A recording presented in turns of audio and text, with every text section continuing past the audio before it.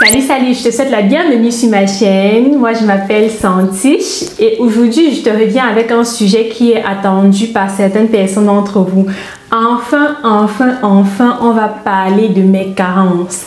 Il y a quelques mois, j'ai posté une vidéo dans laquelle j'ai parlé de la thématique carence en fer et carence en d'autres vitamines.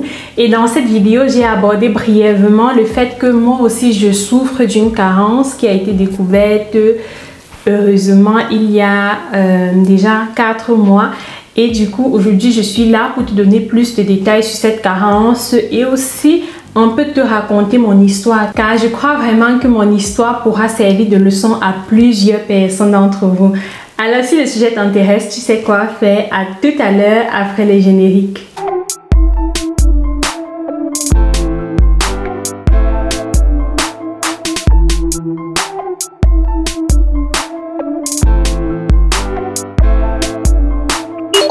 Commencé en mai 2020. En mai 2020, je me sentais extrêmement fatiguée. Je dis bien extrêmement fatiguée.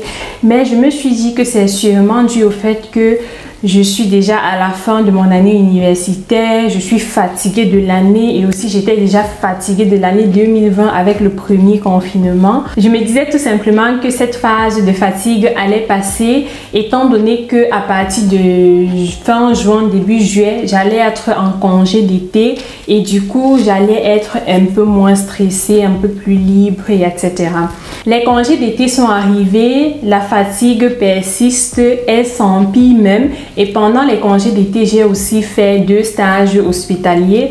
Et que vous dire, j'étais toujours fatiguée. Je dis bien toujours fatiguée, de telle manière que certaines personnes croyaient même que j'avais juste de la flemme, que j'étais paresseuse, alors que je me sentais vraiment fatiguée. Ça arrivait au point où, quand je rentrais du stage hospitalier, je n'arrivais plus à rien faire du tout.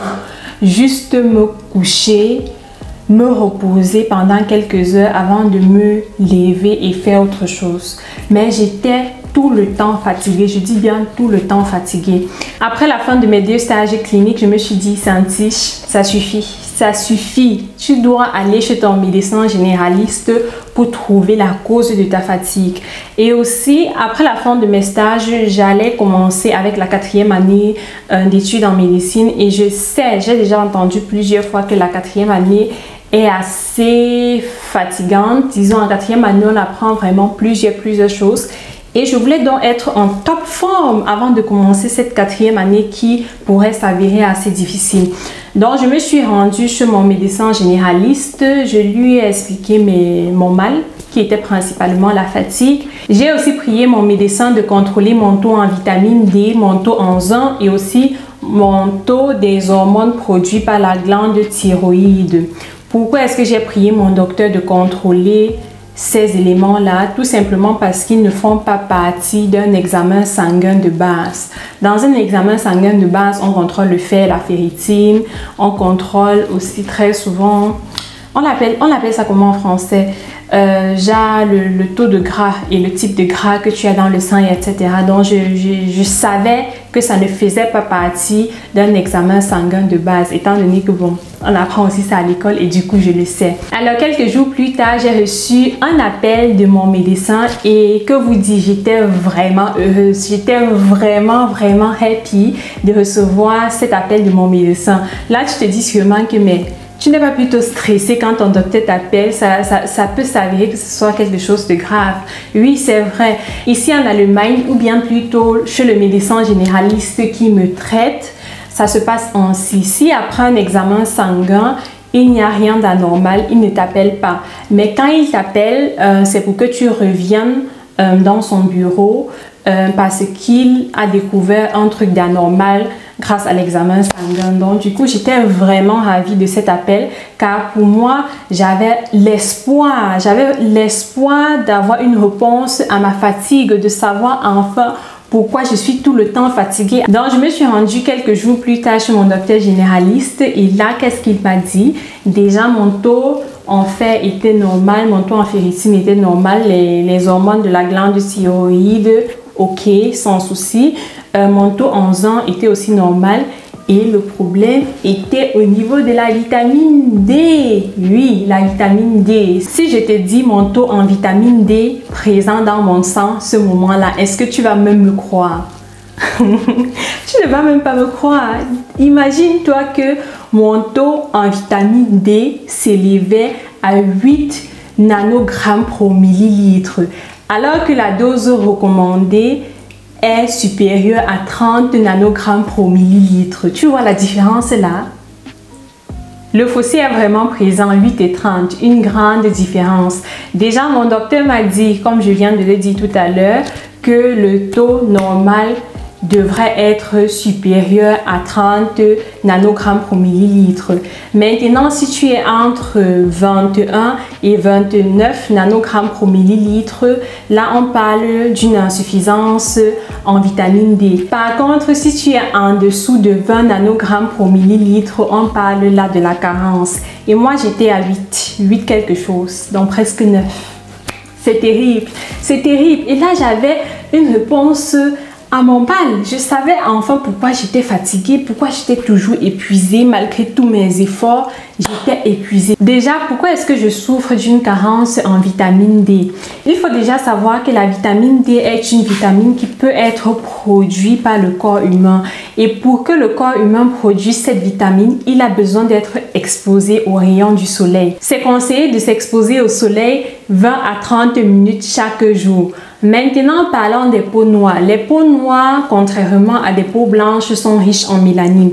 Et cette mélanine-là filtre la pénétration des rayons du soleil responsables de la synthèse de la vitamine D.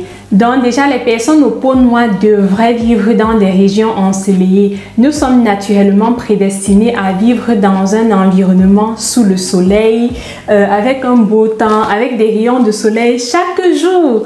Pas dans un environnement comme dans celui que je vis actuellement. Moi, par exemple, je me trouve en Allemagne et sans te mentir, dans ma ville en Allemagne, en 2020, on a à peine eu 4 semaines ensoleillées. Je dis bien à peine 4 semaines ensoleillées. Oui, j'ai compté parce que cette année m'a vraiment wanda, comme on dit au Cameroun. Là, j'étais étonnée, j'étais scandalisée. Moi, je ne croyais même plus mes yeux. Je regardais seulement, je disais, le soleil, tu viens quand? Tu viens quand? Donc, mis à part déjà que j'ai de la mélanine dans la peau qui filtre beaucoup les rayons du soleil, ce qui n'est pas une mauvaise chose en soi. Il y a aussi le fait que je vis dans une région qui n'est pas ensoleillée. Et le troisième point qui n'est pas aussi à négliger, c'est que j'ai un style de vie assez sédentaire. Malheureusement, je dois l'avouer, ce n'est pas une bonne chose. Je sors très rarement de ma petite chambre pour faire une petite balade ou bien tout simplement pour être exposée au soleil afin de recharger mon taux en vitamine D présent dans mon corps. Ça, vraiment, je dois l'avouer, ce n'est pas une bonne chose, mais c'est un fait actuellement que j'aimerais naturellement changer dans l'avenir. Maintenant, passons à la fonction de la vitamine D. À quoi est-ce que cette vitamine sert? À quoi est-ce qu'elle est utile? Déjà, la vitamine D est super importante pour l'absorption du calcium et elle permet aussi de fixer le calcium dans les os. Donc, en gros, la vitamine D contribue à la bonne santé des os et aussi des dents. Et là aussi, j'ai une petite anecdote. Il y a de cela 2 ans, j'ai commencé à remarquer certains petits changements au niveau de mes dents. J'avais ces dents très bizarres sur les dents. Je ne comprenais même pas ce qui se passait. Et aussi, en début 2020, une petite chose s'est passée, j'ai une dent qui s'est cassée spontanément, je dis bien spontanément, aucun accident, rien, je n'ai pas croqué un truc qui était dur et tout, rien. Ma dent s'est cassée et je n'ai rien compris. Et c'est maintenant que je comprends que c'était tout simplement dû à cette carence extrême en vitamine D. Car oui, la vitamine D est vraiment super importante pour les os, pour les dents et aussi pour ta bonne santé en général. Alors, qu'est-ce que j'ai fait et que je fais toujours actuellement pour remédier à cette carence en vitamine D? Déjà, il faut savoir qu'on peut aussi combler une carence en vitamine D par l'alimentation. Il y a certains aliments comme par exemple le saumon, la truite ou bien aussi la sardine qui sont vraiment riches en vitamine D. Par contre, quand quelqu'un a vraiment une carence en vitamine D, comme c'est le cas pour moi, c'est vraiment très difficile de combler cette carence juste avec l'alimentation. Donc du coup, mon docteur m'a tout simplement prescrit des compléments alimentaires quelques petites gélules là que je prends 2 fois par jour. Et une gélule contient 20 000 unités internationales de vitamine D. Bon, ça c'est juste, c'est une unité. Donc 20 000 unités internationales de vitamine D. Et après, 20 000 unités internationales est vraiment beaucoup, car la dose recommandée par jour de vitamine D s'élève à 50 unités internationales. Et je prends 2 gélules par jour, donc au total, je prends 40 000 unités en vitamine D. Et mon docteur m'a dit que je dois suivre ce traitement ainsi pendant 6 mois. Et après 6 mois, je vais juste devoir prendre une gélule par jour pendant 1 an. Et après, on va voir comment mon taux en vitamine D va se développer. Mais c'est juste pour te montrer à quel point ma carence était extrême. Et à quel point je suis enfin heureuse de savoir pourquoi j'étais aussi fatiguée. Et honnêtement, depuis que je prends mes compléments alimentaires, je ne me sens plus du tout fatiguée, plus du tout. Souvent, je reste même comme ça, je me dis, c'est un tissu, je devrais être fatiguée parce que oui, je me rappelle en été, après mes stages cliniques, quand je rentrais, j'étais super fatiguée. Alors que là, maintenant, quand je rentre des cours, j'ai toujours la force pour lire mes cours, pour faire d'autres activités, etc. Donc, je ne suis plus vraiment fatiguée. Donc, le traitement en soi fonctionne plutôt bien. Moi, personnellement, je conseille à toutes les personnes noires qui vivent dans des pays peu ensoleillés d'aller chez le docteur et de demander au docteur de checker leur taux en vitamine D. Car comme je l'ai dit au début de cette vidéo, checker le taux en vitamine D ne fait pas partie d'un bilan sanguin de base. Donc, précisez au docteur que j'aimerais bien que vous checkiez mon taux en vitamine D. Et je dis bien tous les noirs. Pourquoi est-ce que je dis tous les noirs? Tout simplement parce que les personnes au peau noire sont naturellement prédestinées à vivre dans des régions ensoleillées.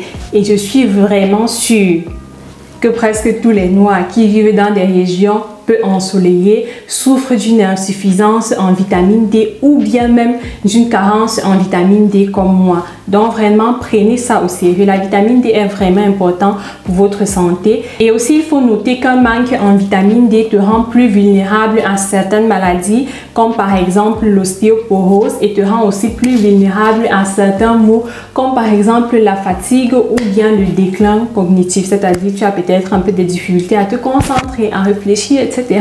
Ça peut bien être dû à un manque en vitamine D. Donc vraiment, va chez ton médecin généraliste et laisse qu'il check ton taux en vitamine D. C'est super important. C'est vrai que cette vidéo est principalement adressée aux adultes, mais je tiens encore à donner un petit exemple qui montre encore plus l'importance de la vitamine D. Ici en Allemagne, par exemple, c'est recommandé que les nouveaux-nés reçoivent des suppléments de vitamine D pendant les 2 premiers hivers afin d'éviter une maladie qu'on appelle le rachitisme. Donc cet exemple montre encore bien que la vitamine D est super important pour le bon développement et aussi pour la bonne santé en général. Alors nous sommes arrivés à la fin de cette vidéo. J'espère vraiment que cette vidéo t'a plu. Maintenant, j'ai une petite question pour toi. As-tu déjà souffert d'une insuffisance ou bien d'une carence en vitamine D ou bien d'une autre vitamine ou bien aussi d'un autre minéral? Et si oui, raconte-moi ton histoire en commentaire, ça me ferait vraiment plaisir de te lire. Sinon, on se prend d'ici quelques jours pour un nouveau sujet de vidéo. Entre-temps, comme toujours, porte-toi bien et surtout prends soin de toi. Il me faut même boire ma vitamine D. Voici ma gélule.